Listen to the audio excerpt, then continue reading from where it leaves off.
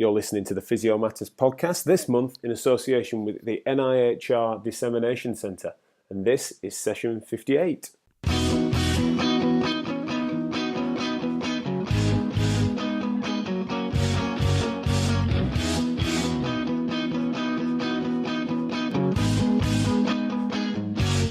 Welcome back to the Physio Matters podcast. I'm still Jack Chew, and thank you so much for tuning in, especially last month. We had a brilliant episode supported by the ATOCP, and they put forward David Beard for a chat in and around evidence RCTs, and particularly around Seesaw, the trial, and really great response to that interview feedback-wise, especially about the personal nature of him telling his story and some of the philosophical consequences of the evidence and how that maps on to empiricism and the like. So really wide-reaching interview, but very deep and meaningful. And so I thank David for coming on the show and the ATOCP for bringing us together, because it's been really well received and you guys clearly loved it. If you haven't checked that out, then please do. In a slightly similar theme, but on this month's episode is really interesting because we were introduced to a project by the CSP's Ruth Hove, who's on this episode.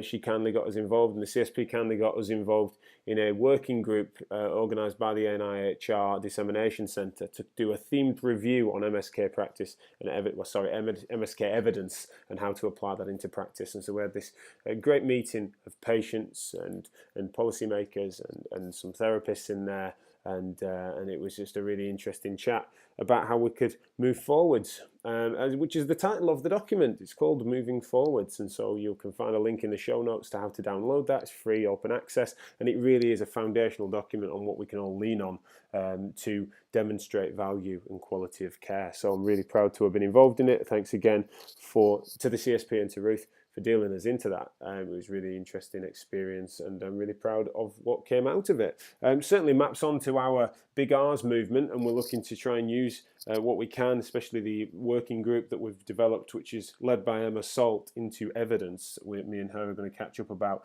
this document and how we can make sure that we use it as a platform rather than sort of repeat it. And so it really does sort of offer these little steps onto a ladder for how we can really change things and move the industry forward. More about the Big R's at the end of the show. But please do check out our Facebook page for my summary of that event. So I'm recording this outro. Today is Sunday, and the day after the Big R's conference, which went down really well. You can also access tickets to the virtual live streams that went on the day. Obviously, you can't interact with them now, but you can certainly listen to all the lectures that were recorded, including the other workshops. So you've got 3 workshops that you can listen to. Which will be in each session, which is brilliant. We managed to get all of it captured, the whole day captured on video and audio. So you can still buy tickets to that, and I'll provide the links to our ticket tailor site to do that. So you can not miss out on the action. It went down really well. We're really moving towards something. You can also sign up at www.reform.physio/community to sign up for an account to our this is stage 2 of the Big R's project, which I summarise on a Facebook Live video, which is open access, which again we will link you to, but that's on the Facebook page, and it explains everything that's going to be on this members area. It's going to be a file sharing open access site with a forum to move this towards what we're calling a manifesto for reform, which is out in spring of 2019. This document, the Moving Forward document, by the NIHR Dissemination Centre, is going to be integral to that, and the way in which that was produced has been really helpful for us to understand how to make this project really efficient. And certainly I thank them for sponsoring this episode and bringing together these speakers, which brings together a brilliant podcast which is going to reach not just clinicians like you guys that usually listen, but hopefully they've got some patients and other policymakers tuning in too, which we are trying to anticipate and making sure that we don't just end up in the weeds of implementation and speaking narrowly to MSK clinicians. So this is going to go far and wide. And so to our regular listeners, we've been spoiling you for content recently. Check out the Big R stuff if you want the real specifics, but this is something that's going to reach far wider than that. So do expect a discussion in and around all things moving forward. My guests today, so that's guests plural, Nadine Foster was in the new studio on our new microphones, discussing this in full. And we also had contributions over Skype by Mike Hurley and Ruth Hove from the CSP, as I mentioned earlier. And so it was a brilliant discussion with all three of them, particularly Nadine as the anchor of this interview. And it was a great insight into how she feels we can use this document moving forward. So I'll see you at the other side. I'm delighted to be here today with Nadine Foster, and we want to talk about the NIHR document moving forward that I will have talked a little bit about in the introduction to the podcast before we went to the interviews. An illustrious career, and therefore I'd just want to invite you straight away to introduce yourself as best you can. So my name's Nadine. I'm a physiotherapist by clinical background, and I got the research bug early in my career. Did a PhD, moved into research, and these days, I'm a full-time researcher, mostly running, designing and managing clinical trials, but very much predominantly focused on musculoskeletal pain disorders. But all my research is in the NHS with patients and often testing treatments and services for common aches and pains.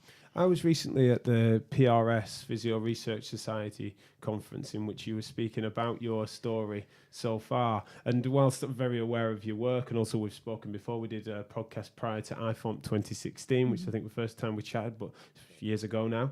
And then we've spoken about various things, with some of which we'll touch on again today. But I hadn't heard the story and the journey you'd been on. So although as much as that would be a full podcast in itself, but could you just give us a whistle-stop tour of that, because I think it's well worth people realising where you've come from.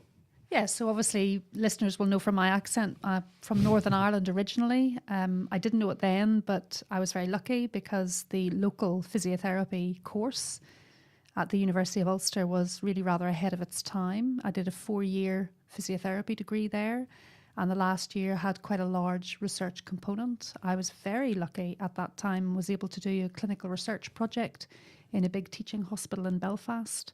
And really right from that early exposure to clinical research, I kind of, as I say earlier, I got the research bug. Loved research, loved the idea of research, loved the idea that physiotherapy could become more evidence-based and justify the assessments, the diagnoses, the treatments that we use more carefully over time. And, I guess on reflection, I'm pleased to say that we have done that and we continue to do that as a profession. So I did a PhD quite early after my physiotherapy degree, combined clinical practice with my PhD, and then got to the end of my PhD, which was focused on back pain, and then again really wanted to stay in research. So after that, I've moved through several posts combining academic life with education, bit of clinical placement organisation, and generally supporting undergraduate students, teaching postgraduate students, and then gradually trying to do more and more research. But really for the last decade, I've been in full-time research at Keele University. And the NIHR, or the National Institute of Health Research, have been really pivotal in my research career. The NIHR came into being 10 years ago, and I was again, incredibly lucky, very well positioned at Keele with a good multidisciplinary research team, all focused on important clinical questions. I applied for and got what was then a Career Development Award from the NIHR. I did that for 5 years, allowed me to move into full-time research essentially and concentrate on research as a career. And then more recently, I applied for and was one of the first successes with this new award the NIHR offered, which was the NIHR Research Professors. And they're awarded to, clinical researchers of all disciplines in the country, and they award about 5 a year. And I was lucky enough to get one of those. So again, the NIHR have really shaped my career. They've funded a lot of the research that I do. They've funded my time, and they've funded quite a few of the staff and colleagues that I work with. It tickled me at that point of the story, sorry to interrupt, where you then said that you were awarded it, and then you surprised them by filling some of the positions beneath it with other physios. And yes, so that's right. It was as if they thought that you were still going to be filling it with medics. Well, that's right, because the NIHR clinical research model is still rather dominated by medical colleagues, and that's natural. Their clinical research track record goes over many more years than ours does as physiotherapists. So the letter congratulating me on my award went to the head of the medical school at the university. Really? And they asked the head of the medical school, what my plan was and how I was going to fill these posts, academic clinical lecturer fellows that are doctors. Sure. And then I had to kind of negotiate and say, hold on a minute, I'd really like these awards to go to people who are not doctors so that we can develop the capacity for clinical research in physiotherapy. And at that stage, I recall you then speaking about not just your hunch of the successes of AHPs and namely physiotherapists in those roles, but also the fact that you felt that the data consistently demonstrates the successes of AHPs and namely physios within that. And so especially the ability to the I can't remember the word you used. It wasn't pluckiness, but you were suggesting that the successes in grant funding and applications and the quality of that you've seen. So could you just speak at that for me? I will. So, obviously, because I've been funded for many years by the NIHR, I also am passionate about supporting the NIHR. I'm an NIHR physiotherapy advocate, so helping develop and signpost people to the NIHR funding schemes, particularly with a sort of physiotherapy voice, but really supporting all AHPs to know about and apply for and be successful with these various NIHR funding opportunities. I'm also now chairing one of the NIHR fellowships panels that award their funding. So that has given me a really healthy insight into both sides, what it feels like in people developing applications for these awards, but also being on the side of the funder awarding them. And absolutely, I'm confident that AHPs and physiotherapists in particular are punching well above their weight in terms of their length of track record as a profession. And we are as successful with NIHR funding for these prestigious national fellowships as our medical colleagues. Because that's one of the things that I suppose I do still see, and also even people that have been on these microphones, I've heard from them before, where there's a usefulness of the underdog mentality, but there's also sometimes a bit of pessimism that creeps in as if to suggest that it needs to be they might have to be the 0.1% chancer that gets it through because it's still so stacked against them. And so it was reassuring for me to hear you at PRS explaining that, sometimes we've got sometimes we can be victims of our own sort of psychology there, where we sometimes keeping ourselves down, but also given the chances to that the data's showing that we are managing to punch above our weight, as you suggested.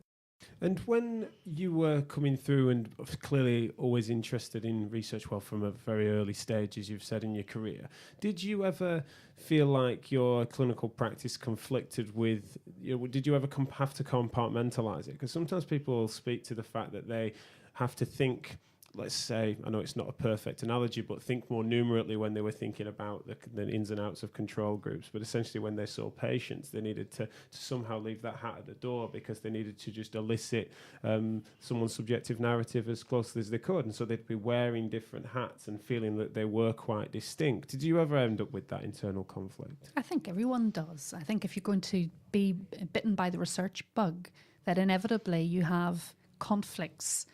And when you come to treating patients, you treat an individual patient each time you see a patient. But of course, you can do that in knowledge of the best evidence out there from high quality research. The challenge and I guess the special alchemy in clinical practice is trying to combine all of that knowledge with what you then do with an individual patient. I don't think for 1 minute that it's easy, but I do think that we must, as a profession, begin to understand the importance of integrating the best available evidence from high quality research.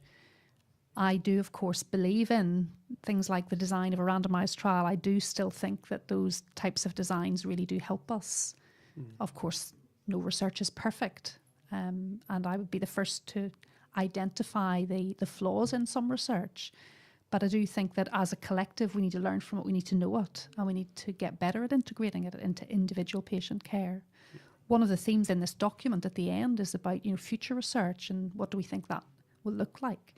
And there's certainly a big theme around individualised care.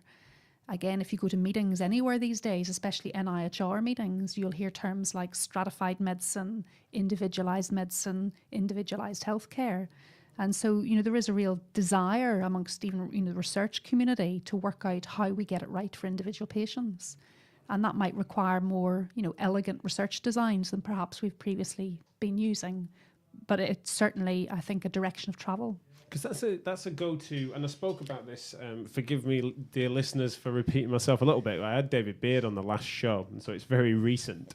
But I was sort of saying that's almost a caricature or a straw man that's often built. Is that someone like some people like NIHR and the organisations in and around that, or those that construct large randomised controlled trials, even pragmatic ones, it's often suggested that they will lose the individual within it. So it might surprise people or think that it's just a token comment that they'd use words like individualized because they're all about groupthink. And speaking to David, speaking to Sally Lamb before him, now having you on the show, all individual characters, don't get me wrong, I don't mean to lump you in, but people that are notorious, I don't think is a bad word for it, sort of famed in our profession and sort of role models for all of us that want to think big in the research game. It's not seemingly fair to characterize it that way. The research community, as if it was one thing, isn't trying to lose the patients in it. It's actually trying to identify them within the data and use it as a reasoning framework. Why, if that is a mischaracterization, as I'm describing it, and why does that still linger? Why is that so pervasive if it's so unfair and unrepresentative of the reality? I genuinely, I'm not sure about that, Jack. I guess we'd have to seek the counsel of folks who have that belief set. Maybe part of it is lack of awareness of what research is really trying to do.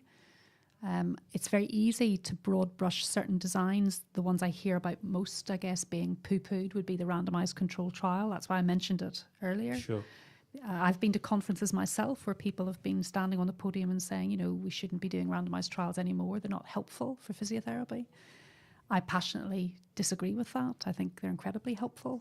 I think other designs are available too, but I don't. Yeah, you're not an RCT supremacist. I'm not. Then. You're I'm not suggesting it should be the only way. But I do think that kind of polemic is damaging, because I believe some people listen to that and it maybe meets their own belief sets and it fuels them further to feel negatively about high quality research. I mean, the good thing about a document like the NIHR themed review on musculoskeletal physiotherapy is that essentially they've done a bit of the hard work for us, in the sense that they have summarized a group of really quite high quality studies. And that can often be one of the problems, can't it? Many physiotherapists or others, healthcare professionals, they dip their toe in sort of tasters of research. And then they really realize that, once they learn a little bit more, just how much perhaps, misleading research is out there, how much bias there might be in research, and so on and so forth. And so, quite legitimately, that might make them more concerned about believing any research. Whereas this document brings together, the best quality research in the country, funded by the NIHR, which is the best research funder in the country. Because you're careful with your words in that direction. I've always recognised that you do mention high quality randomised controlled trials. It's something that you've brought into your language, I imagine by design, but also it's accurate. You are someone that's been, the garbage in, garbage out phenomena of the fact that a quality RCT would trump a poor systematic review is sorry to sort of clip your quotes there, but I've heard you on stage saying that a few times, and I can completely comprehend that and think that's a fair shout. Do you feel that this document really does put on a pedestal quality, not just the fact that it's there, the fact that it's funded? It's actually something that's done a good job of synthesizing that quality element. I really think that the NIHR is the best quality research funder in the country. It funds the highest volume patient-based, NHS-based research. And what they've done here is they've looked across their portfolio of studies they've funded over a period of 10 years, and they've taken stock. And I think that's a very helpful summary of essentially the top quality physiotherapy and musculoskeletal research over the last decade. So this document to me is a really helpful summary. Of course, there's not enough detail in this one document on every single study, but if it's very easy for folks to flick through this document, find a piece of evidence that particularly relates to their practice, and then they've got the links to read more if they wish. It's well signposted, isn't it? It is very well something signposted. that certainly you're not going to struggle to find things beyond the document. Do you think that I was I had serious imposter syndrome in that room, and it was a really bizarre feeling for me. And I really did think when I was going along, part of what surprised me was that there was no sparring going on. I was worried that there might be different research groups with different sort of subtle disagreements about the style or substance of their work, or hoping that certain voices were going to be drowned out and things like that. There was actually just none of that, because it seemed as if there was just an overwhelming confidence in the room that a lot of the due diligence had been done by NIHR as a funder, and also that there was just an assumption of competence that was there, that came for the ride, which having been in sort of similar circumstances with not other funders but other advocacy groups and things like that, where essentially those sparring sessions occur because essentially no one really feels like a gold standard has been met. Do you recognise that what I'm sort of meaning there with regards to the fact that there just didn't seem to be any squabbling? But was I wrong to expect that? Is that just not a fair analysis of a research community?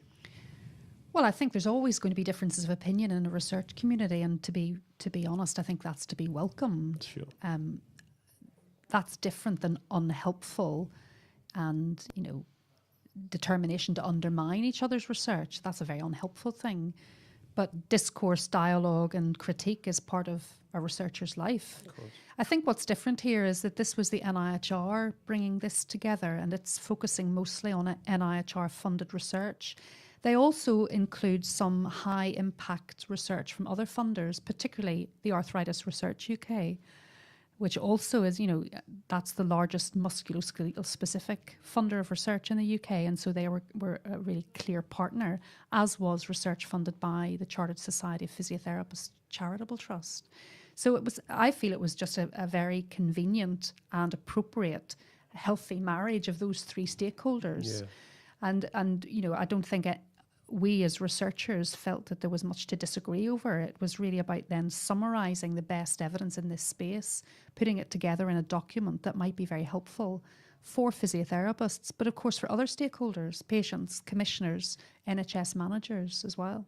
Because my questions so far have been naturally leading us in a sense, not to pander to our audience, but also just that there's an established body of physiotherapists and MSK professionals that are the mainstay of the Physio Matters listenership. But we're hoping that this podcast will go beyond that, especially because this document speaks to physios and, the AHPs and generally the clinicians only as one of three key target audiences for this. So I want to sort of speak about the other two being patients and the public themselves, certainly before they're patients, and also then policymakers and the stakeholders of managers and the decision makers in commissioning.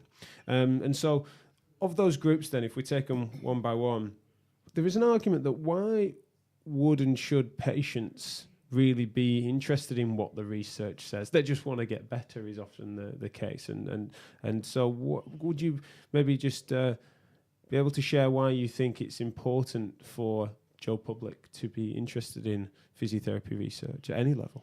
Well, I think there are lots of reasons. One is that Joe Public, as you call them, pay for the NHS and they pay for an awful lot of what we do as healthcare practitioners. So it's absolutely in their interest to think that what we're doing is good value for money, for the money they're spending on this public health system.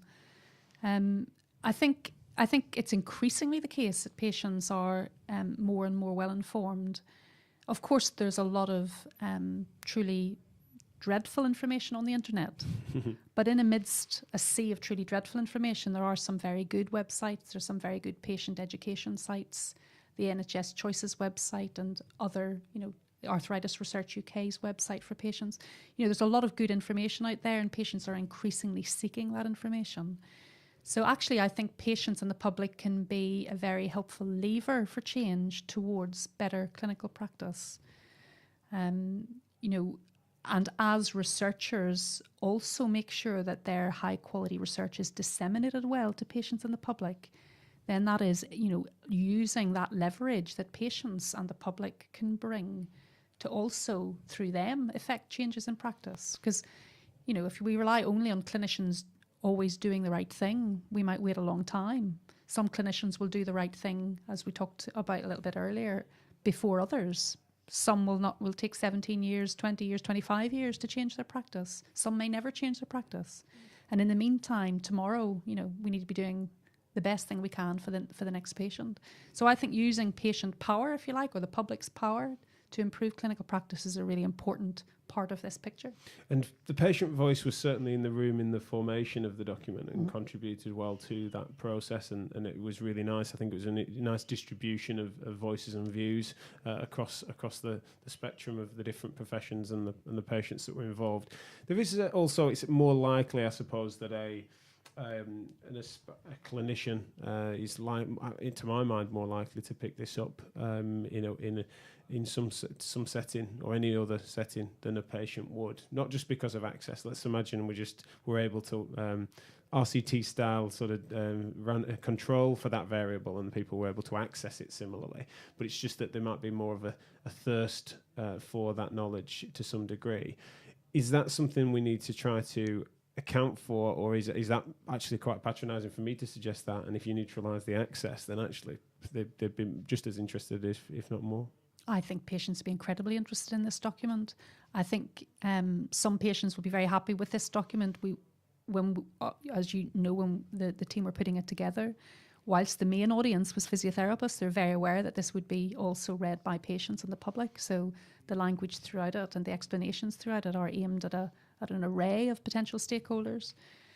Of course, though, to get the messages across simply and succinctly, other forms of dissemination inevitably might be needed.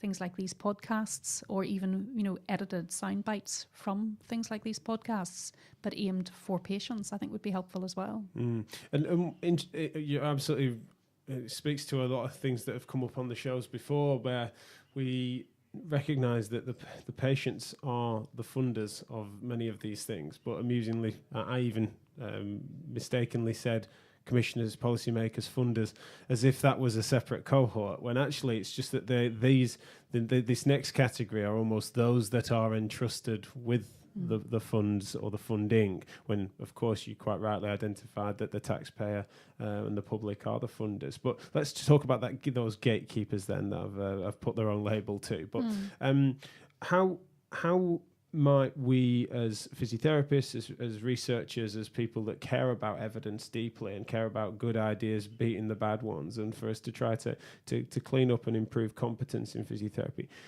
is this the sort of thing that we need to be waving under the noses of the policymakers and funders, or is this some stuff that they know? They're aware of it already, and actually it's just about some pressure? What's your sort of take on it? Well, let me go back just to something you said there about making a distinction between funders and patients and the public. So again, just for your listeners, the NIHR on all of their funding panels have very significant patient involvement. So actually, the studies that are summarised in this document, they all would have been funded, having already had patient input into the research idea and design and plan, and then being judged not just by clinicians and academics and researchers, but also by patients on these independent panels. So the NIHR really do take public involvement in research seriously. And although it sounds like a soundbite, no research about us without us, the NIHR really do live that. So all of the research in this document would have had very significant patient involvement and patient scrutiny. So just to be clear about that. So, the patients are also involved in making decisions about what research is funded, and that's completely appropriate. Absolutely. Yeah. With because that's a great point and great distinction to make. I suppose to clarify a little more on what I was probably speaking across purposes there, because I was also thinking about funders and commissioners of services and things like that, which unfortunately, although I'd advocate a similar model to what the NIHR clearly have, is more public voice within those commissioning frameworks on local services. But in those circumstances, the patient voice is often more lacking, shall we say. And so I failed to make that distinction appropriately. But if we were to think about the policymakers, not in a research funding sense, but those that are looking at different services being constructed and formed, is that something that we need to make sure that this document is demonstrated as this is the high quality evidence that should be the process that should be underpinning the reasoning for when selecting for different services, different treatment types that are and aren't allowed in certain care in trusts. I would love a day where that really is a lived reality, Jack. Right. So I mean, even in the areas around where I work at Keele, we have several clinical commissioning groups in that patch. Mm-hmm. And what's really fascinating is that in one of those CCGs, a particular service might be funded and supported for musculoskeletal pain patients. But in another neighbouring CCG area, they've made their own independent decision that their evaluation of the evidence is that the evidence isn't good enough and that they're making a different decision. And so, I think the more that we are able to ask good questions and challenge decisions where you see clear variation in delivery of services based on the same evidence, I think it's great that we can do that, and we can use studies like those that are summarised in this report to help do that. But even in and around Keele, and our team, of course, has maybe generated some of this evidence with some of the services that we're talking about, they still make different decisions based on exactly the same evidence base. And what's your opinion on the fact that they've come to such distinct decisions? It's not as if there's a hair's breadth between these things and it just falls one side of the fence. Sometimes there's quite a forthright sort of analysis there that's so vastly different. I mean, if I had to sort of separate them off into two words, one would certainly be arrogant, and the other one might be, if it was too far the other way, it'd be too naive, where they might not look at it at all or put it through any sort of sensible lens, and we wouldn't want that either. So whilst I hope we'd probably be both keen for the middle ground there, but what variable is it at play when there's such disparity between views in that sense? Well, again, get a commissioner on to talk about that, because because they're living the reality of having to make those tough decisions. And of course, if we did have a commissioner here in the room with us, they might say things like differing local priorities and regional priorities that really drive decision making about what's a priority this year at this time. And the range of things that are competing for that priority can change decisions, I can imagine, really quite significantly and perhaps even appropriately at times, because genuinely different priorities in different patches. Sure. I'm not sure I buy that argument whenever you're talking about neighbouring CCGs where perhaps the populations aren't terribly different. Yeah, literal postcode lottery sort of boundaries. So I do get that can be a genuine reason in some cases, but I am a little bit of a cynic, if it's really driving all the decisions. And of course, at the moment, inevitably, I'm sure that a lot of the decisions are being made because of the financial pressures. And of course, that can also drive decision making. But again, the research in this document can really help with that, because not only are they telling us what clinical outcomes patients are having when they have these different treatments and service models that physiotherapists can offer, but where available, they're also bringing together summaries of what's value for money and cost effective. So brilliant, because I was just about to segue into some of that, because I was really keen to talk about some of the economic variables that are advocated for in this document, and because in part, I suppose one way of me phrasing it would be that things like Start Back, in which you were heavily involved, were popularised in many ways for, there were various different novel elements to that, don't get me wrong, but one of them was the fact that it was, unashamedly demonstrating value and savings of that. And so whilst it was popularised in many ways for doing that and championing it, it was also criticised in some ways for reducing people to the numbers, or to suggesting, not reducing the patients to the numbers, but I mean also just the suggestion that money was just a dirty word in every which way and needed to be cleaved from the conversation, which seemed silly to me. But in this document, there's several studies in which it speaks to that saving. Again, it's probably we need to I suppose shake off as health professionals that allergy to money. But patients certainly in the room, that was another thing that really spoke to me. And having spoken to several patients both on this podcast and on our travels, they're certainly very interested in that. They feel that quite understandably when they see those often big numbers demonstrated in those studies. And so again, is that a difference between the health professional audience of this document and the patient audience, where some differences in feeling to why the numbers matter? I mean, I think that we have to be pragmatic. We live in a world with it's not a limitless health system that we work with. So we do have to make decisions, and decisions can be driven by all sorts of things: patient outcomes, costs, acceptability of interventions and service models, a whole range of things to make the tough decision as to whether you change clinical practice to offer something new or you retain what's currently being offered. I see, when I talk about cost effectiveness, I'm thinking with my colleagues who are health economists. They're very clear to point out that cost effectiveness is not just about money. It's combining information from that study about the clinical effectiveness of the new treatment, let's say, alongside the costs, and not just the cost of delivery of that treatment, but the downstream costs that either might be saved or conversely accrued, in after this particular treatment. What then happens in terms of future patient care? Do they end up being imaged more? Do they end up being treated in secondary care less or more? Do you just simply move one cost, let's say from the health system, onto another area of cost, let's say the patient-borne costs, where they end up maybe not getting as much treatment in the NHS, but actually end up paying more money out of their own pocket for over-the-counter things? So the health economists take all of that information into account when they do their cost-effectiveness analyses. And I've seen that and worked with a health economist on various studies, so I get that it's not just about money. It's about taking all that information into the cost-effectiveness analyses. And the examples in this document, Start Back is one of them, but there are many others. The SWAP trial, the study of work and pain, which was about a vocational advice intervention, very brief, mostly telephone-based, and others. There are many others examples. But I mean, what they're telling us is that you can improve patients' outcomes and also do so in a cost-saving way for our health system.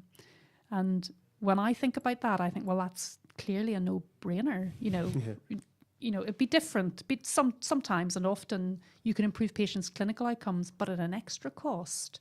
And then we're all left thinking, well, is that extra cost worth the extra benefit? And that's why the words like value are useful, aren't they? Because they speak a little more abstractly and people can understand that value in most circumstances goes beyond actual monetary value. Yep. It's sort of... because often it is the case that a bit more investment would then pay dividends down the track, both in terms of finances, but also quality of life, years added, and other variables that, of course, are measured. To zoom in on the document a little more, then it was separated off into 3 sections. As well as, of course, probably 5 or 6 if you considered sort of summaries and conclusions and things like that. But seeking help, getting treatment, and staying well. And I remember the conversation we had at the original working group meeting in which that was being posed. And it was. I personally, I think we're both fans of the document and therefore pleased with the fact that was done.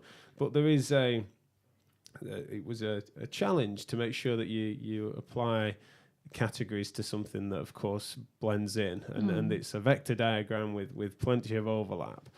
But if we think about the important evidence of those sections then, so seeking help, the reason that was sort of phrased that way is because there's emerging evidence to demonstrate things like how we identify how people can access services and who should be doing those things in triage. I mean, even only later this week we're actually having a debate at the conference that we've organised about that, who's best placed to triage things. It's a huge hot topic, and so that seeking help sense. What do you feel is a pertinent evidence that really emerged that was synthesised in this document for that? Well, for me, the seeking help section is really about trying to get early care right, or early care as good as it can be. So it's about access to the right care at the right time early in a musculoskeletal pain problem. And, the kind of studies that are particularly highlighted are the ones that are about access to the right advice, the right assessment, the right early care. So the Physio Direct telephone service, for example, is one of the showcased studies in it. That was one of the largest trials in the UK of physiotherapy services for musculoskeletal problems. And it compared the added benefit, if you like, of what they called Physio Direct, which was firstly an over-the-phone assessment and advice service, but where needed and where patients felt that they needed more and phoned back after receiving postal information and a period of self-management, they could also be seen face-to-face. So something as simple as that, was able to show that you were absolutely able to improve access. So patients received telephone advice within a much shorter period of time than otherwise in the control arm, where they did what we usually do, which is put patients on a waiting list for face-to-face care. So patients were getting the advice that was relevant to them much earlier. And the move to a telephone service with face-to-face care where needed did not make clinical outcomes worse. So, I think that's an important message, that even though as clinicians we might want to see every patient face-to-face and treat them in a face-to-face model, actually that trial is a big trial of over 2,000 patients, really challenges that assumption. Many patients with musculoskeletal problems, given the right advice early on, can self-manage quite well. And many of them maybe don't need to be seen face-to-face for several sessions, and yet their clinical outcomes aren't compromised. I think that does seem to intimidate a lot of healthcare professionals, and to some extent patients, in that there's certainly a narrative to suggest that really, given the right funding opportunities and arguably some reforms, then essentially you wouldn't have the waiting list there, and therefore seeing a person within days or hours is better than them picking up the phone. And so it's like some people feel it's just an uncomfortable compromise. I certainly have understanding that data. I'm a fan of that work, and I think that considering, again, the pragmatics of it, it's just a no-brainer again. But again, with therapists, they just feel like it's just another way in which people can just compromise on funding, or it's just a way of cost saving, or it's distancing them from the patient, just putting a phone between them. Do you think that there's anything in those arguments, or do you think that they're sort of an unfair way of phrasing things? I guess what I would say is that example highlights that it is possible to change modes of treatment and not compromise clinical outcomes.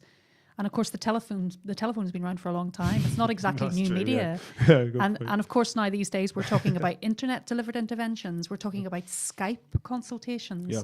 GPs are now doing this more regularly.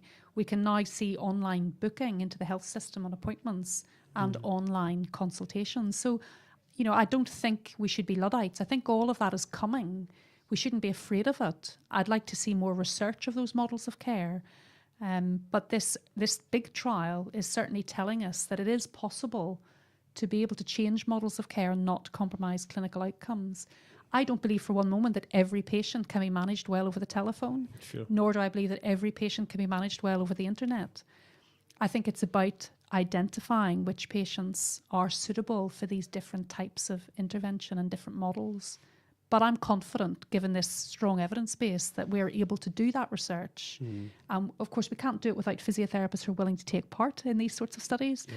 But absolutely, this type of research is possible, and it's helpful. And to some extent, there's a romantic idea of what the current gold standard is, and that's the thing where it's not as if we're getting everything perfectly right now, and then introducing a telephone service is therefore compromising what is already perfect. The fact that we know that there's various different strains on it, and there's a huge disparate variation that can go on within MSK practice. It's sort of, again, there's this way in which people sometimes phrase it as if to suggest you're compromising something that's pure and perfect, and I think that starting off point is often what seems to cloud people's judgment on that. Whereas you've never been, I don't think you're no one would ever consider you a naysayer, but similarly you've never romanticized the idea that it's all golden out there or it's all perfect, which I applaud you for. No. With the seeking treatment, then seeking help, what do you think really is the next direction of travel, do you think, perhaps? What might be, if I was to get you to premonition over what version 2 of this, if we were to revisit it in a few years, where do you think that direction of travel on that chapter might be?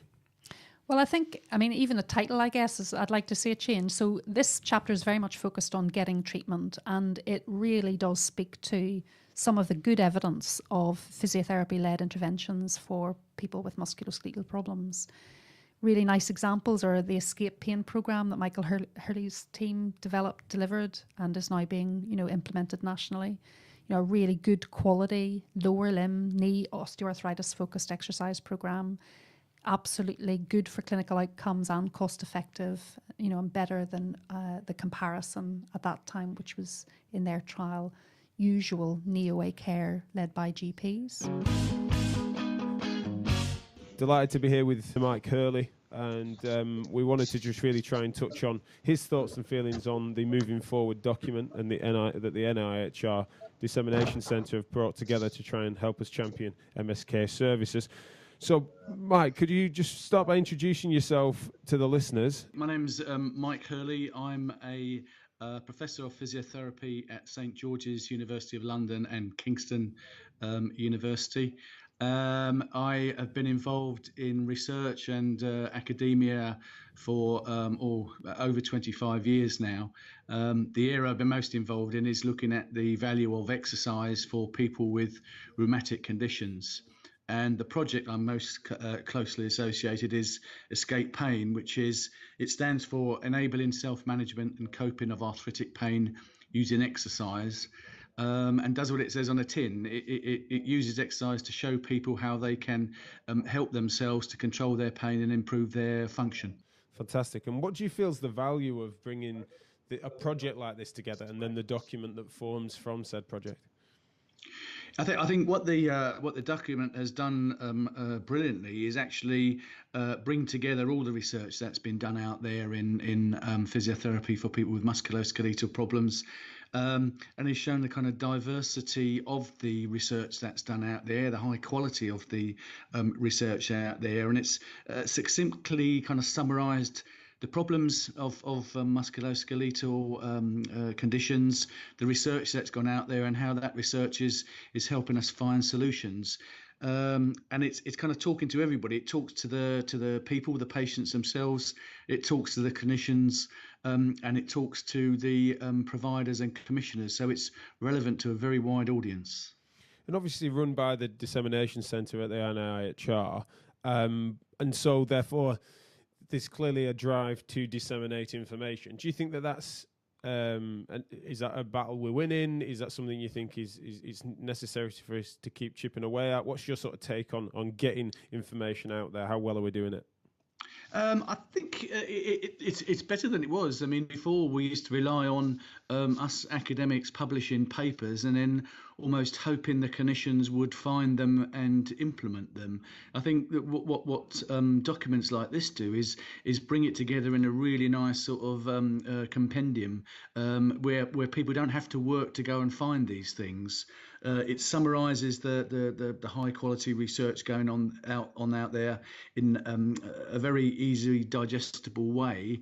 So I think this is a real step forwards for allowing us to kind of get digestible information to the clinicians who don't have that much time to go and find it, to go and read it, understand it, and see how it could be applied. So it's a great step forward. I'm going to be asking this and have asked it to all the people that are going to be guests on this particular show, just because I think I'm concerned about it a little, and I want to see if my concerns are mitigated at all.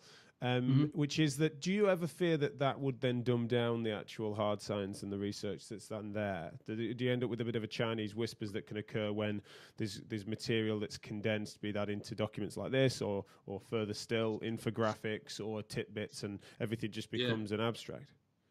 There is a danger of that, Jack. I don't think this document has done that, because it's kind of gone back to the researchers and said, look, we want to make this digestible, but we don't want to misrepresent or dumb down what you're doing in any way.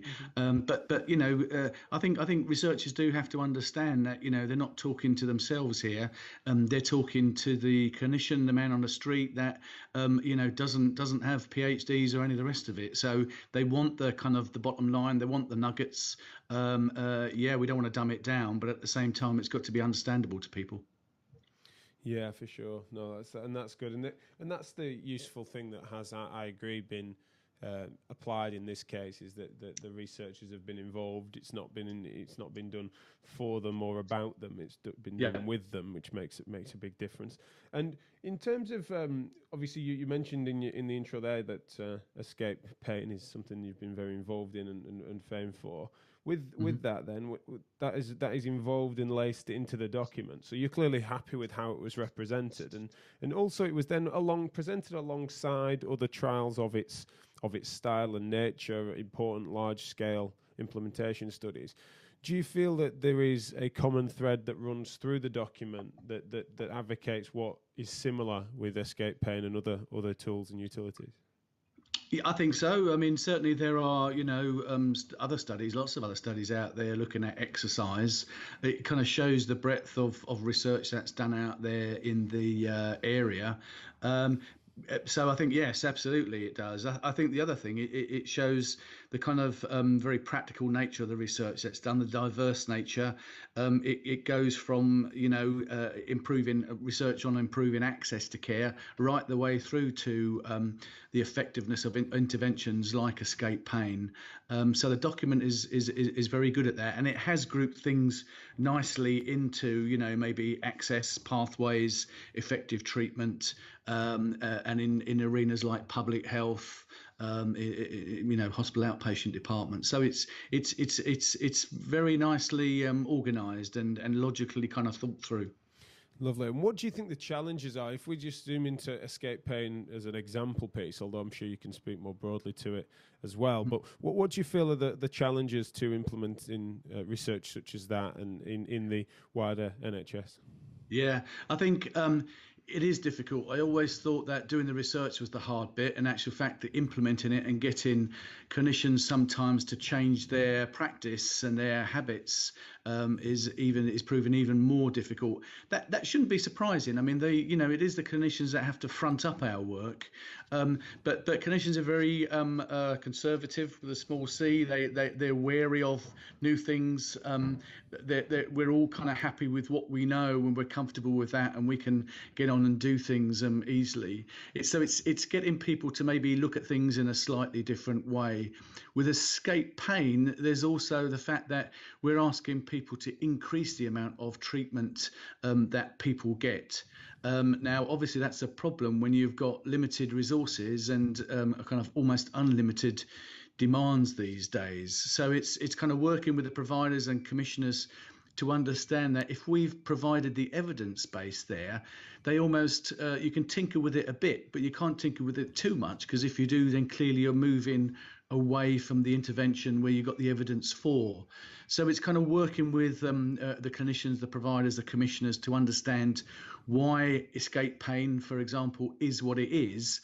And if they want to get the benefits of to their patients, improve pain, improve function, to the clinicians of giving people something that's effective, and for the kind of wider society, the kind of great savings that we can make with escape pain, then they'll have to start to implement those very nearly the way the researchers planned. To do that, I think clinicians and the researchers and the commissioners have to work closer together to understand each other. And you've spoken to a really interesting thing that we spot in physiotherapy, which is often that the therapists are obsessed with even numbers, and especially the number 6 seems to crop up, where people infer and assume that 6 sessions is somehow a gold standard, which is of course a number that's plucked out of thin air. Now, if sometimes we can extend that to 6 to 10 sessions. There's often another thing that's thrown around.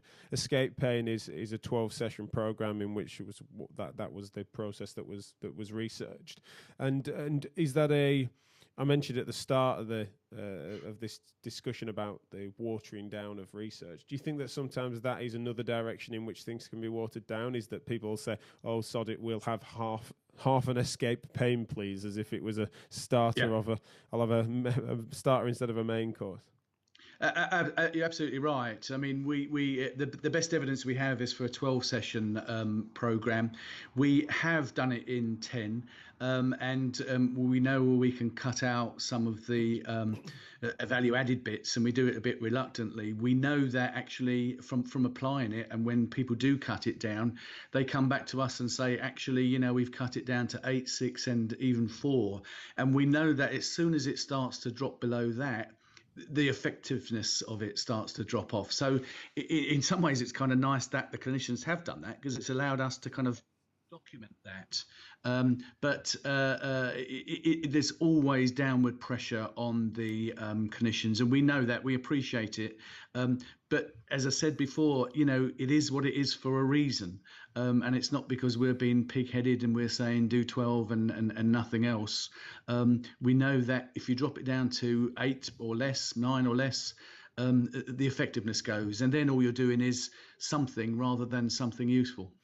Yeah, and this speaks to often a bit of a wedge issue sometimes between clinicians and researchers, is that how much would pragmatics sort of map onto it. So if I was to ask you, if someone was to be doing an escape pain light program, which was at 8 sessions, in which they were suggesting, and they might even be calling it an escape pain program, and they were to be putting that in at 8 sessions, are you in a situation where you'd say that's good, and then we can try and advocate for the additional sessions, or do you think that really that's not better than nothing?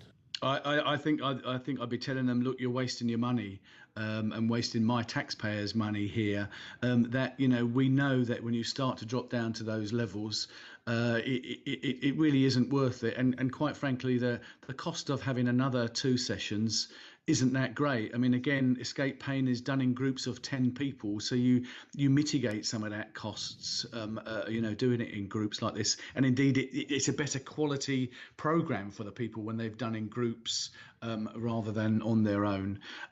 So we would say to anybody now doing 9 sessions or less, look, kind of the best of luck with what you're doing. We really hope you get your patients better, but please don't call it escape pain, because our evidence is that actually what you're doing now is ineffective, and we would certainly work with them and discuss with them about how they can increase it. And of course, the poor old providers are very often they've got commissioners on their back saying, why are you doing something for people with musculoskeletal pain? And let's face it, because it doesn't kill people, musculoskeletal drops down the health priority lists. They have to battle with their commissioners and justify why they're doing what they're doing. We appreciate that. It's one of the reasons why in our implementation work we've produced a whole load of commissioning toolkits and implementation toolkits that clinicians can see how to deliver the program themselves, but they can also have the kind of business cases that we know that other clinical commissioning groups have used when they've been commissioning escape pain. So we can work with them to give them the information that they need to go and have those arguments and discussions. No, that's interesting. And so just to understand this then myself, is that 8 sessions of escape pain, we have evidence to show that then dips it beneath current standard practice as it exists currently? Absolutely. And again, our work is builds on other work. There's a Cochrane reviews out there that actually say that to be effective, people should have these exercise interventions at 3 times a week. Ours is already a compromise in saying twice, because we know the demands and the burden that we put on patients, on clinicians, and other work that said that you should have more than 12 sessions. So again, we ourselves are trying to see how can we have a practicable midway point that we can use really. And for escape pain, we think it's at least 10 sessions, preferably 12, twice a week. No, that's really good. Thank you. And part of this is sort of speaks to your full CV as far as I understand it, which is that you are interested in the implementation of complex interventions, multimodal strategies to try to educate, as well as educate on exercise, lifestyle changes, habit changes, things like that, which obviously I'm a big fan of, and delighted to have you on the podcast. I'm sure we can speak again at length about this. Is there anything else you'd like to add before we wrap up this little brief addition to the interview? I don't think so, Jack. The only thing I thought, when you come to the end of the report, you think, let's hope that this is kept up to date now. It's almost a really nice start, and we can kind of add to it rather than just leaving it as something that's, going to collect dust on the shelf. I think it could be, and the use of electronic medium these days gives us the possibility to keep these things updated so that they're nice and fresh and grow as the research and information grows. Absolutely. Let's make sure that moving forward doesn't go backwards. Let's stand firm on that. I think that's a great call. Thank you so much for your time this morning. Much appreciated. No problem. Thanks very much. Okay, cheers. Felt sensible to shoehorn in Mike's interview into that one, as Nadine had mentioned, escape pain, which of course Mike is central to. And so just a reminder, we were in the middle of the getting treatment chapter of the document, and so I then asked Nadine as to whether any of the other trials really stood out to it in that chapter. The SWAP trial that I mentioned earlier, results are in there about how physiotherapists can add to their skill set by also thinking about vocational rehabilitation. Even again, just briefly asking patients about work, identifying some obstacles to recovery in terms of return to work or staying at work with musculoskeletal pain, and being confident to address those obstacles to recovery with patients, leading to better outcomes, fewer days lost from work. So this chapter, is telling us something really important about some of the things that we know works, in terms of treatment. And you asked me, what do I think about, in 10 years' time when we look back? What I'd like to start seeing is a real shift from treatment to prevention. So, of course, given the ageing population, given the rising obesity levels, given our limited, finance in the NHS, that, even if we stay at a steady state of funding in the NHS, offering services to increasing number of people just is going to be increasingly difficult. So we've got to get earlier prevention of these long-term musculoskeletal problems more on our research agenda. And understanding of them as well. I think that's one of the trickiest things, isn't it? Where getting treatment where people, if they're aspiring to arguably live well or understand the conditions in which would then offer that prevention, so that they've then trusted their bodies more to do more. I just want to pull the brakes a little on the fact that there is a common thread that seems to run through this chapter, which is that these are the studies the interventions in the studies seem to have they're consistently exercise based, consistently scaling people's functional ability. They're well monitored. But also they are arguably, and I know patients that I've made sure I've put this under the nose of plenty of our patients, and often they'll say, "Oh, it does sound a bit uncomfortable," and which I can completely understand, because fundamentally you can imagine these are patients that are often undergoing treatments or care that's similar to this evidence that's promoting. Another challenge for all of us really is that sometimes it doesn't feel quite as pleasant as lying prone and getting a bit of a massage or tickle, does it? So we need this evidence really to sort of advocate that we're not just being nasty, and that some of these exercise-based interventions, which are a bit more challenging, also are necessary. And the data seems to consistently support that in this chapter. It does. A lot of the examples drawn on here really talk to the importance of exercise as a core intervention for treatment for musculoskeletal disorders. Maybe that's not terribly surprising, because of course long after a patient ever leaves a physiotherapist, either at today's consultation or this course of consultations, long after that the patient is self-managing at home, and perhaps exercise equips them better in many ways for that continued self-management of what after all is in many of these cases a long-term condition. So changing the way we think about some of these musculoskeletal disorders, we're very familiar thinking about osteoarthritis as a long-term condition or rheumatoid arthritis, but do we all, really see and understand things like shoulder pain, back pain and neck pain to be long-term conditions? Because all the research suggests that indeed they are. And people follow trajectories over time of these conditions as well. So even though we might see an acute episode, this week, next week, this month, next month, most of the patients we're seeing with these conditions will have them again and again and again.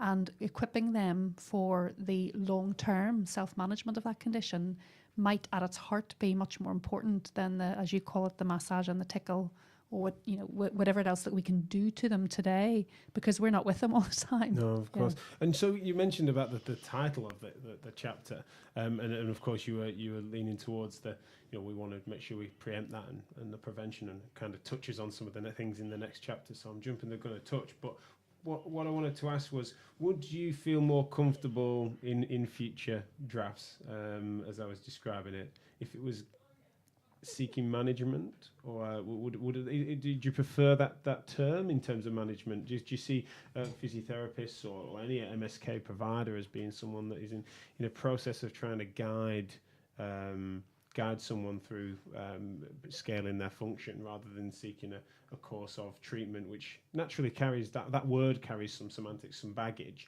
in which to some almost seems a passive intervention of a sort, or at least something that's done to them or with them for a narrow period of time. Can a wording change be more persuasive there? Probably, and yeah, I haven't thought of it in that way before, but I can see what you're talking about, Jack. And maybe the whole title of the document moving forward, you know, is a different flavour than getting treatment, you know. And yeah, words are important. I wonder, do patients think getting treatment means cure? And of course, for an awful lot of the conditions that we're talking about in this document, you know, at least as far as we know so far, we haven't been able to identify cures. It's about symptomatic management and maximising function, and helping people live the best lives that they want to live, despite their musculoskeletal disorder that will probably be a long-term condition. And does that ever, a minor sort of segue here to, does that ever demoralise you as a researcher, the fact that you're not seeking cure, or that you're not always pursuing that? Because of course there's plenty of upsides to it, but I just wondered, is it ever a shame that the outcome of, say, an intervention that you then put through the ringer in a quality RCT doesn't then come out as being, well, 80% of our patients are then pain-free for the rest of their lives, which of course would be a crazy ambitious intervention. But does it ever get you down, I suppose I'm wondering. So just to be really clear, I mentioned discovery research earlier on, and of course there's a place for discovery research too. There's a place for high-risk discovery research that can lead to new breakthroughs. Musculoskeletal pain needs that area of research as well. But I guess what I've been talking about is the more common type of research summarised in this document is much more about helping people with their symptoms, helping people to function and live well with musculoskeletal disorders. That's not me saying that I don't think we should seek to. No, we should also be seeking research that helps develop cures. Of course we should. But you've been less involved in that. I've been less involved in that, yeah. Work, yeah, for sure. So I get more frustrated by spending 5 years delivering research that demonstrates that a new way of working is both clinically effective and cost effective, and then finding still a further 5 years down the line that research is published and some people are aware of it, but it hasn't really made much of an impact on everyday clinical practice. I get more frustrated by that than worrying too much about cures. I think a lot of the musculoskeletal disorders that are the subject of these research studies, so things like back pain, for example, I do think that, you know, they can be an inevitable part of human existence, and seeking a cure, you know, may be important, but I wouldn't want to put all my research pounds into seeking a cure, instead of also making sure that some research pounds go into helping people live lives well, even though they also have something like back pain that is likely to be a long-term condition. I think that's it. There's a caveat that will be appreciated as well, is that you're not being dismissive of the exploratory sort of discovery research that's being done to then potentially unlock new avenues in which we then might turn our heads towards that, rather than it being, you know, what I described as being sometimes perceived as a pessimistic sort of analysis, that it just needs to be managed. But generally, they can coexist. And they can coexist. I inevitably would declare my cards. I would put more money into this sort of research than discovery research. If the funder was completely my decision to make, I would have a small stream of discovery research and a much bigger stream of clinical applied research. But to get back to this document, the NIHR funds both. A lot of the studies that are in this document are the clinical applied research with patients who already have symptoms and a previous history. Which is one of the reasons why I think I didn't I didn't even give an appropriate nod to discoveries, because fundamentally this document is full of pragmatic, usable work that does map onto our day-to-day patients. I love the idea of like a little splinter group of those that haven't yet been through the pragmatic process of trying to manage cases, where they can go and hope that they can pitch for cure and be part of a minor discovery team, as well as which of course these things can coexist as you described it. I think they must coexist. They must coexist in the research landscape. We need both types of research, and we need researchers with both of those areas of expertise to be in good communication, so that discoveries from that purer end of research can be pulled through into clinical application and into clinical applied research. Because there's insights and balances that can be had, where functional scaling as one thing is it's not the cure all, and sometimes there's additional and supplementary things that we know when we utilize them sensibly can certainly give insights, and patients especially are often craving them or are used to those, and it's about trying to lace that together between expectations and realities within care.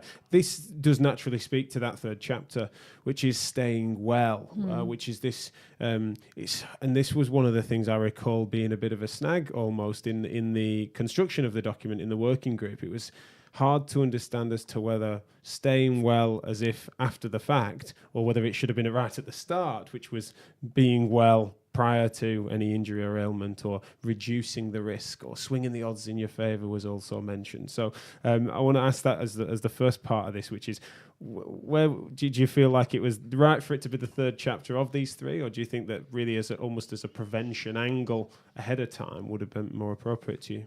I think in reality both are needed.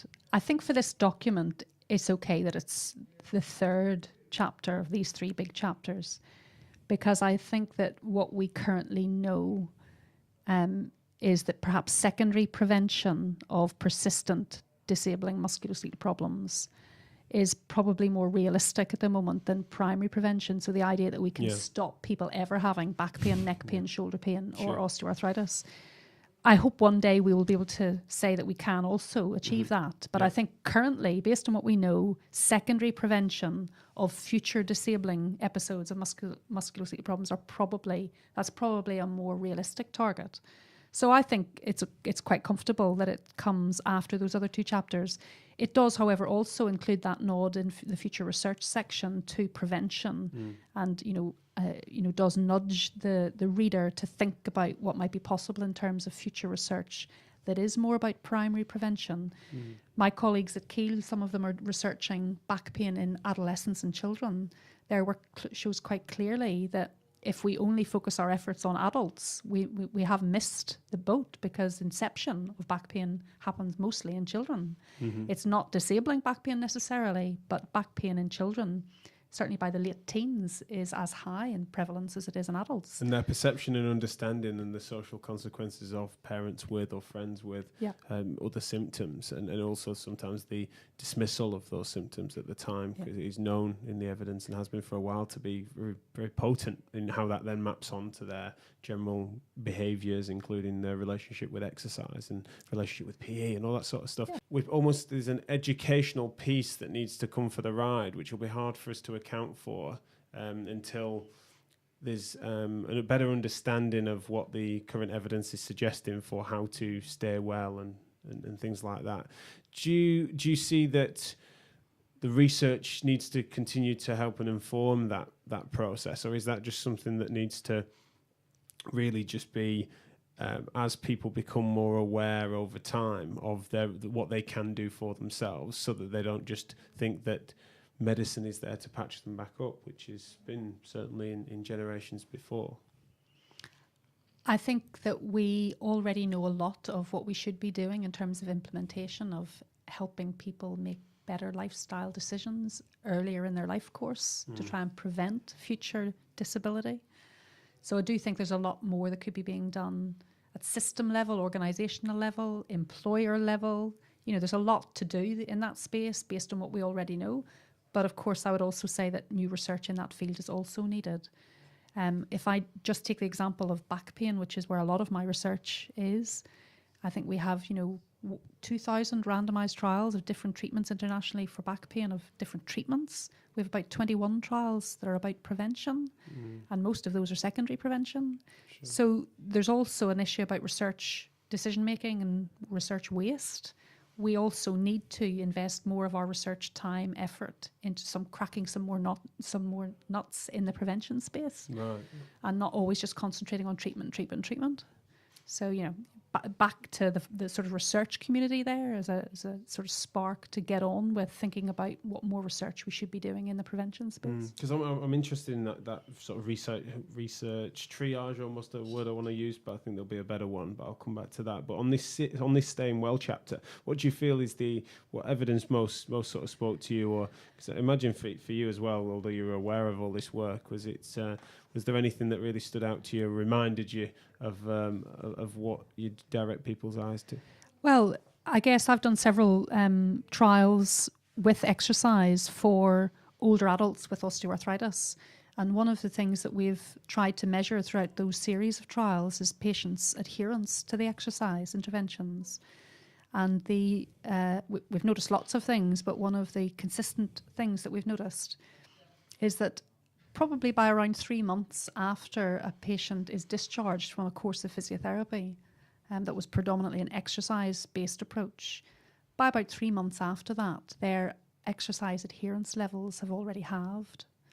And when you follow them up even longer, 6 months, 9 months, 12 months, their exercise adherence levels, even just by self-report levels, as well as doing some sub-sampling where their physical activities are monitored as well.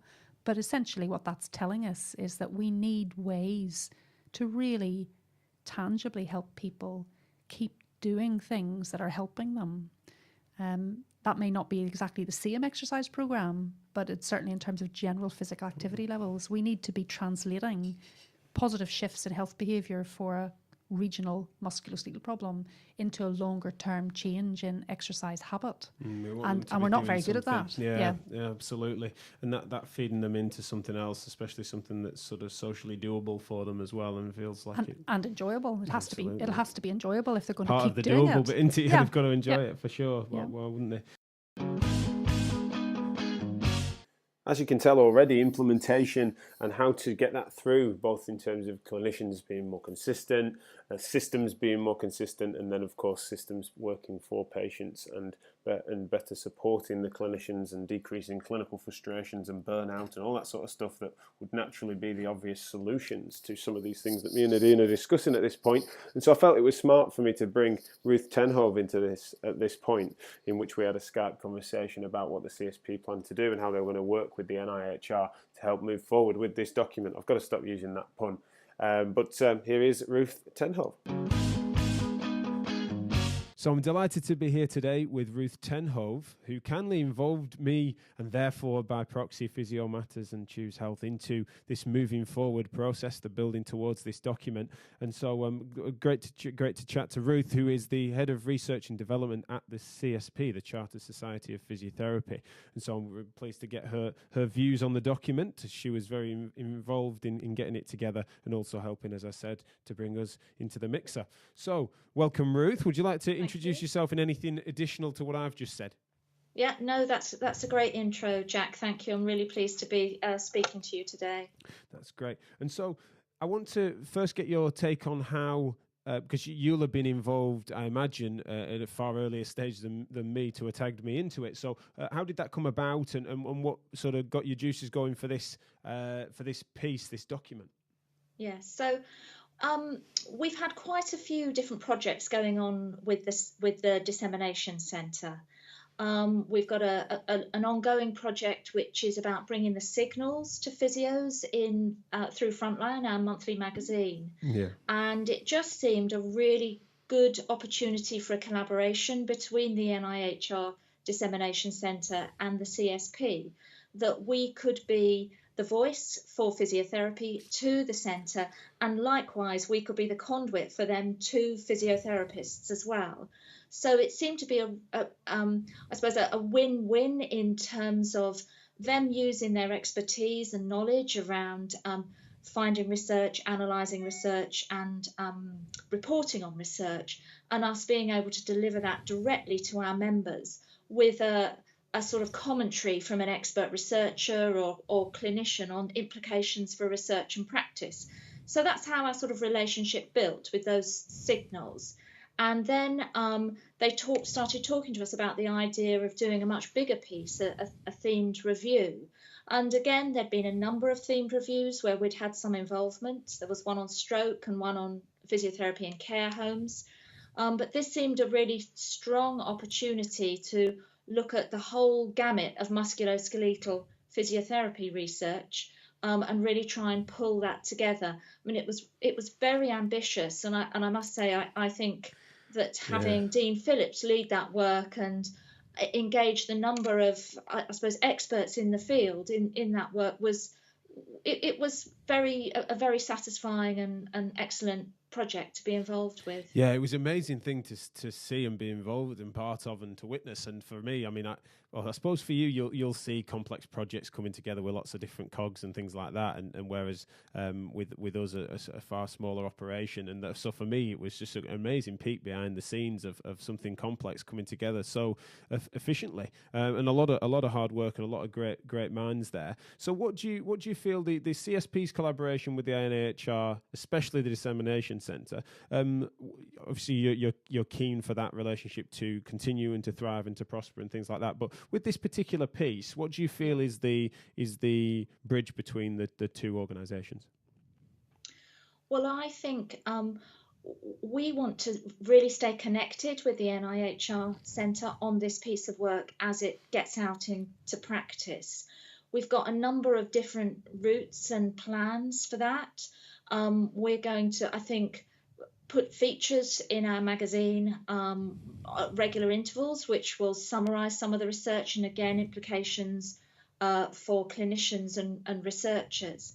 But I think there's probably a bigger piece of work that we're just starting with the Knowledge Mobilisation Unit at Keele, and that's really about thinking what might be some of the key determinants for implementation, i.e. what are the things that are going to really help physios implement this review, and what are the absolute key barriers that we need to think about, what are the solutions for those. So that, I mean, I'm happy to talk more about that work. That's a sort of really, for me, a key unlocker, really, of what might be some of the solutions to implementation, because I know that there are, I suppose, cultural. We know that not all members are necessarily up to date with the evidence. We also know that there might be technical issues, there might be access issues, there might be sort of organisational and structural issues to do with the way services are running and are commissioned, which are barriers to implementing best practice and research. So we want to try and address those through a sort of pragmatic piece of work with the centre and with the Knowledge Mobilisation Unit, and actually with the local STP in Staffordshire as well. Fantastic. And that's system-wide sort of the barriers that can exist in terms of the systems that can really keep people from, both in terms of access and implementation, limiting their ability. That's definitely something that comes through on this podcast and in the document. There's a lot of material there that can help to inspire clinicians, managers, and everyone involved, all stakeholders, to really pick this up and use it. I don't want to use the term weaponized, but hopefully you know what I mean, which is like to use it as evidence to support a whole variety of different system level changes that can help people to be better clinicians and therefore better at helping patients. On the systems level, of course, CSP, that's where they've got their hand in quite a lot of ways. But with I suppose one of the ways in which it's a more of an individualized thing is, or another way in which the NIHR, I can see an obvious bridge, is that you guys have to set certain priorities and things like that, don't you? Or try to direct certain priorities. Do you work with the NIHR on that? And if so, is that going to be a stronger relationship to help that be a more coordinated process? Yes. So for most of 2017 and the start of 2018, we worked with one arm of the NIHR, the James Lind Alliance, to develop priorities for the physiotherapy profession. And this is a really rigorous process, very co-designed and co-produced with patients and key stakeholders. And this is about setting what are the top 10 priorities. It was a challenge to do something as broad as physiotherapy, because previously priority setting has been quite condition specific. But we felt it was really important with our changing populations, with the new models of care that are coming online, with the emphasis on complexity, that we needed to look at a really fresh way at the profession and what might be the priorities going forward. So we now have our top 10 priorities, which are published on our website. And actually we use those priorities to work with organisations like NIHR to really map what are our priorities to their priorities as well. Just not to digress too far from the document, but obviously because it sounds like we're both big fans of the document, and this hasn't been a podcast in which we've sort of tried to tear it to shreds, because all of us have looked into it, picked at it, and contributed to it, and found it doesn't come up short really in many ways at all. So thinking about that, what would you say your personal sort of priorities are, do you feel, in MSK, not just in terms of dissemination, but where do you feel that the sort of focus needs to be? Because you've got a great bird's eye view of the profession, being involved in the role that you have. Where do you feel that the time is best spent at the moment? Yeah, so I think what I would be really keen to promote through this document is that we present as physiotherapists a joined up approach, an integrated approach that is as evidence-based as we can make it. We know we've got the FCP, the first contact physio, really coming on stream very strongly across the country. But actually, I think what this document really helps to do is set what could provide an optimal musculoskeletal service.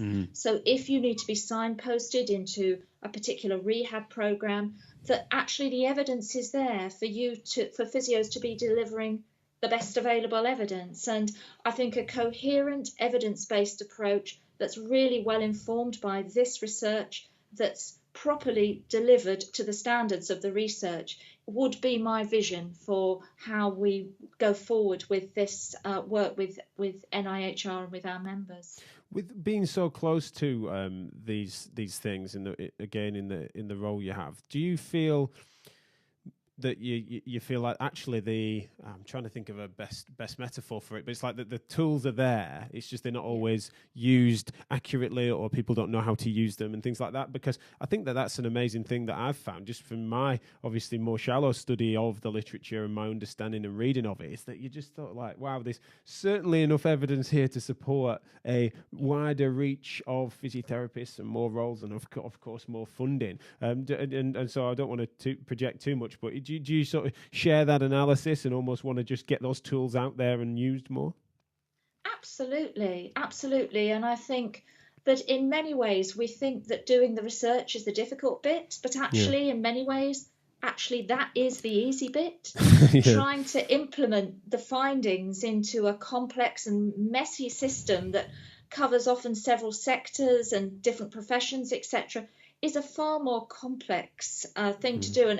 And it feels as if, as a profession, not just our profession, but many professions are really at the start of this journey of better understanding what implementation science means, what knowledge mobilization really means, how we can actually take the research and consistently turn it into routine practice. I think it is complex, but we have to sort of take it in bite-sized chunks, really. I mean, I think what I would be keen to work with the team going forwards is to think, should we be looking at the document and really thinking about some key priorities from that document? Because I know that giving a big document to a physio and saying, right, this is for you to implement, it's probably not going to be very successful. We need to think about what's actually going to work in that local setting. Where are the fits? Where are the matches from the evidence that's available?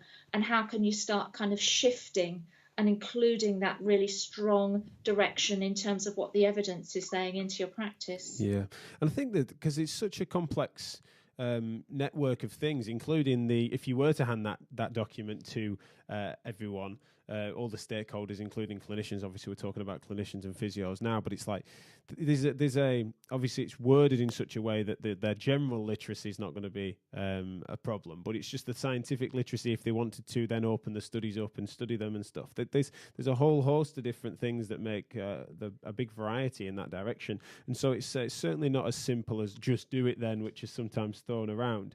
I'm often talked about with, we talk about trying to help different levels of analysis, and we just talked a little bit about systems there. I often am known to be saying terms like we need to get our house in order and things like that. And so I talk about internal reform quite a lot and talk about individual responsibility, distribution of responsibility to how we can improve systems and things like that.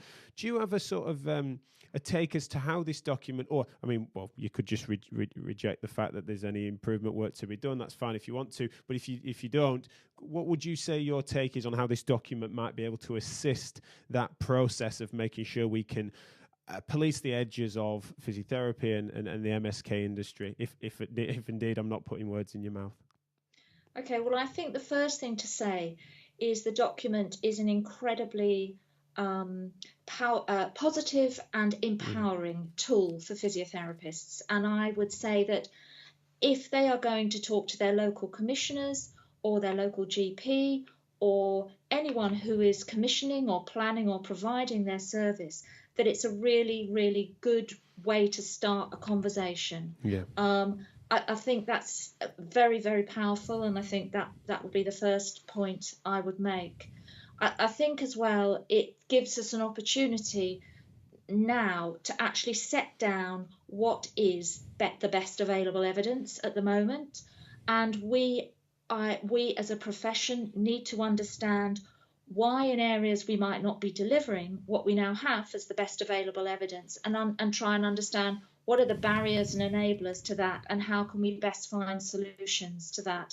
So absolutely, we need to work on all those things. But as you've probably discussed with your other interviewees, the barriers are often multi-layered and complex, and we just need to make sure that we are finding nuanced solutions to those different sets of problems, really. Absolutely, and I always say that the starting off point for that needs to be a thorough conversation about thorough issues and stuff. So thank you so much for contributing to that. With regards to next steps with moving forward with the relationship between NIHR and the CSP and promotion of this document, do you have anything else that's in the pipeline with that? Well, I think we will work with them and with Keele on this, on actual plans for how we might develop some really specific resources that will help physios have more and better conversations about the resource. I think we'll talk with planners and commissioners of services about how they can best commission the best possible physiotherapy. And I suppose it's a two-way approach, that if you've got commissioners who are commissioning evidence-based physiotherapy, then physiotherapists have to deliver evidence-based physiotherapy, and then we get the best outcome for patients, and we get the best in terms of reducing unwarranted variation, etc. That's what we're aiming towards. So I think that's the start point for us. I think there'll be some priority setting within this work. And I think we really also want to make sure that we are getting it out very comprehensively to our members through all the networks and through all the available opportunities that we have. And I hope you'll be promoting it tomorrow, Jack. Oh, absolutely, we're certainly doing quite a bit at Physiotherapy UK in a couple of weeks. Yeah. I think we have such a shared. I remember the first time we spoke, we talked about unwarranted variation and stuff, and then this document, because unwarranted variation around about which point, it's like, we need some sort of or we need a combination of anchors, really, as to what does good look like. What do we mean by excellence? What do we mean by clinical quality, or even just competence? And sort of then variation around that is just natural in any profession, between any complex set of individuals in complex circumstances. So we're not trying to narrow it too much, but it's like we need some shared values that can then be tethered to, hopefully, evidence-based, and then policy emerging from evidence-based thinking. So that's what's so exciting about this document for me, and I thank you so much for your contributions to it. Thanks as well for dealing us in. I was such an imposter to be in that room, so I hope you don't regret that decision too much, but hopefully we can get the word out there at the very least. Yeah, no, it was great. It was great to have your contribution, actually, Jack. I think it really added a different dimension to the group. I think it's a great piece of work, and something that people need to recognise that they can lean on that stuff and not just wait around hoping for the trial that suits their bias. Exactly. Yeah, brilliant. Okay, that's been great, Jack. Thank you. Really enjoyed that. Thanks a lot. And so to bring it to a close, because I'm conscious of the time, what would you feel you would say to our listeners, and hopefully new listeners, of all the different groups, the therapists, the patients, and the other stakeholders in terms of policymakers and commissioners? What do you feel that you'd like to say to them about the document? I guess what I'd like to say in summary is that the NIHR, again, is one of the best quality research funders in the UK. It's been in existence now for 10 years. This document has taken stock of all of the research that it's funded on musculoskeletal physiotherapy. It highlights some of that best evidence in a really nice summarised way. So whether you're a patient, a physiotherapist, a manager, or a commissioner, there'll be something for you in this document. In particular, about pointers to ask yourself about the services you're accessing or the services you're delivering. Are they in line with some of the best evidence in this document? But also, it's a living document. There's a section on future research. Get engaged with that. Be part of the folk shaping the priorities next. What kind of research should the NIHR be funding in the future in this space? Can you get involved with that, either through suggesting topics or getting involved by, being involved in the research, design, delivery process? Because ultimately it's to all our benefits that what we currently do and what we do in the future is based on the best available evidence. Brilliant. So read it, use it, and then contribute to the next draft and other research in which the NIHR are going to touch. Thank you so much for your time. Is there any way you'd like to direct the listeners to your work or anything else that you've got in the pipeline? A lot of my work is in this document, so that's good too. But other research is available, so there's plenty of good research in this document. I would just get listeners to access this and have a look. Oh, thank you very much, and thanks so much for being on the show. And really, the biggest thing for us to be able to do is to point people to quality resources in which we need to make sure that good evidence and good ideas beat the bad ones. And so, thank you so much for all of your contributions over the many years now for doing just that and championing great work. Thank you, Jack. And there we have it, session 58. We are approaching the big 6-0, which of course then rounds up 5 years of Physio Matters. So yeah, that scares the hell out of me. Can't believe it's been that long. Thank you still for sticking around, not just on this episode, but over the years. And thank you so much to the NIHR Dissemination Centre, not for supporting this podcast. Of course, we massively appreciate that, but mostly appreciate them bringing this document together, and all the working group. Hats off. It's a long list of people that I would have to thank if to name them all, but please read the document to the end and see the acknowledgements of the people that were involved in that.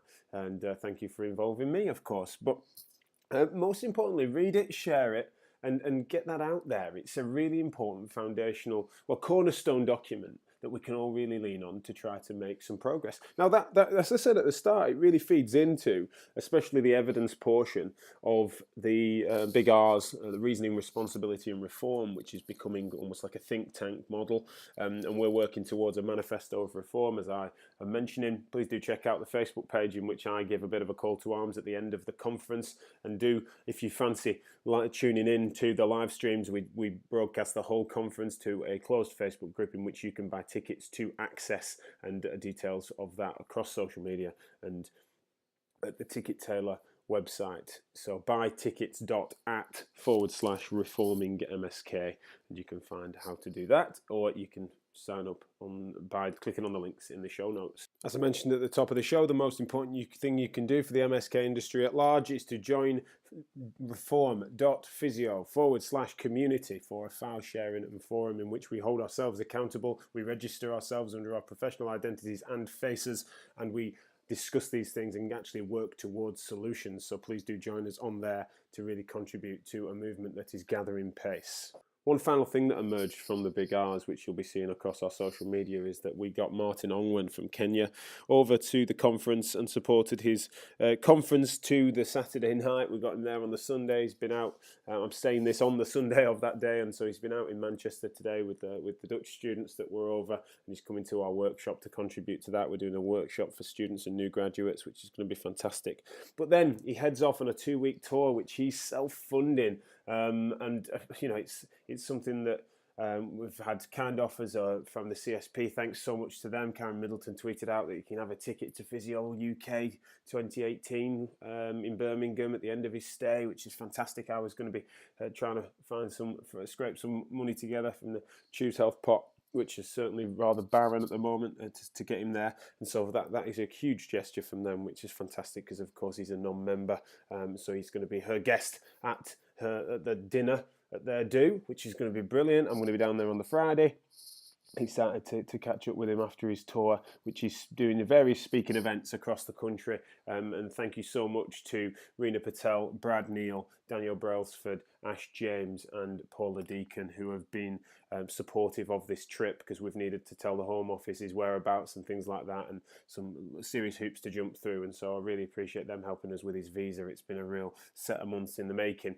But the reason I mention it is because we're going to do a GoFundMe page, which you need to pay attention to on social media to see how you might be able to support Martin if you're going to throw him a few quid. I can think of no better cause. He is a true reformer in Kenya, and he is a big Physio Matters fan who tries to use this as something to lean on to make sure that the third world don't make the same mistakes the first world did. All the money could easily flow into orthopedics, into surgery, and they have to go through a biopsychosocial revolution in a couple of decades' time with their head in their hands, and we don't want that to happen. We want them to come along for the ride with us so we can make sure we narrow that gap as quickly as possible. So please do throw Martin a few quid. Show notes will be links as well, and I'll see you next month for more Physio Matters. I had 3 guests and I forgot to get any of them to do the cheesy sign out. So you've got me, I'm afraid, but you've been listening to the Physio Matters podcast, discussing Physio Matters because physio matters. Bye for now.